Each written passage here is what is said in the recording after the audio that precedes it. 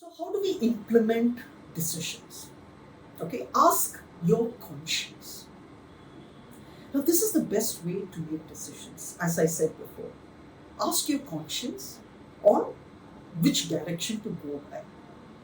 Now, there is a saying that, once, you're stuck with the decision, ask your mind, yes or no.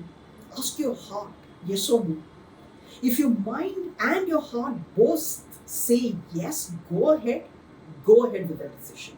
But if your mind says yes, but your heart says no, then you need to rethink your decision. Or if your mind says yes, or your heart says yes, but your mind says no, then again you need to rethink your decision.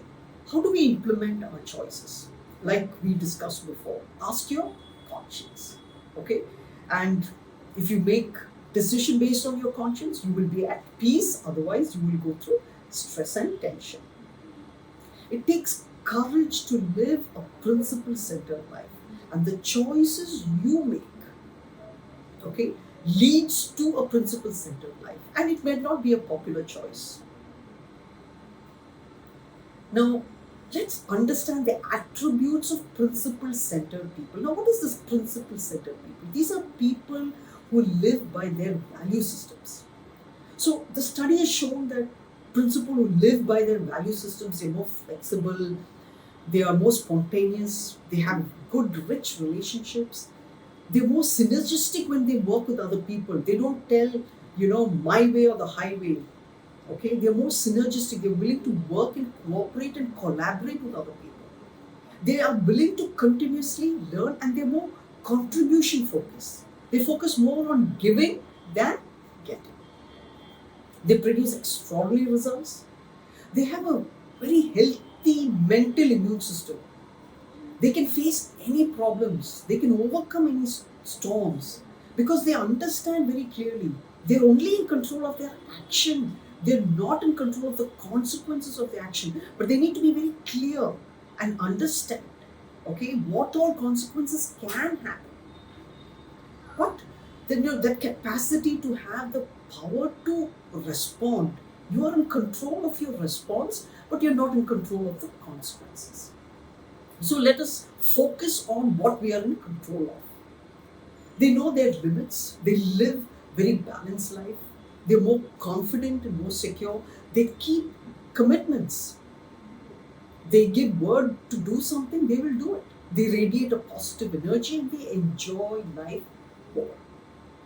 Now let's go a little more deeper and understand, the principles or the values of a principle-centered leader. Now these are some very interesting questions you need to ask yourself and answer these questions very honestly. Is it more important to get the job done efficiently, or is it more important to take the time to empower your team members to do it? Which is better use of your time? Is it more important to spend time supervising and controlling others? Or is it more important to let them, have the freedom to act? Okay, so that they can experience their creative potential and they can govern themselves.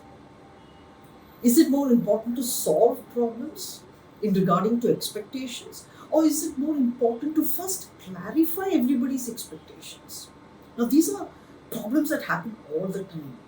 Sometimes management does not give clear idea about what are the goals or what are the measurable accountability of the team members.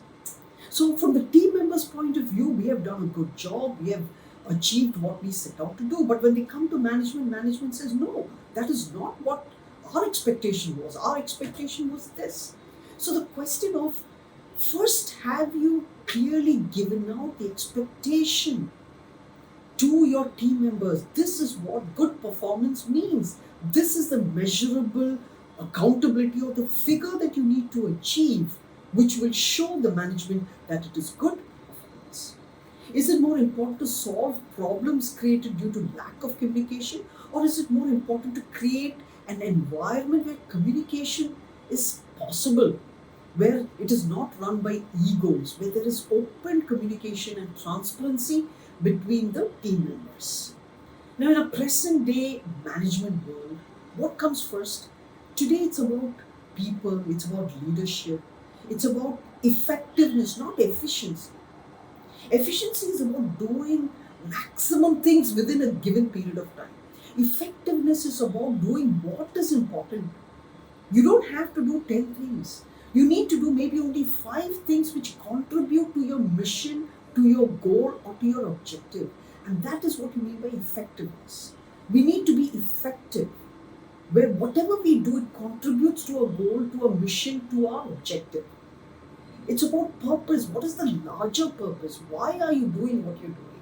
What is your long term vision? All this comes first. And then only things, management, efficiency, structure, method, all that comes second.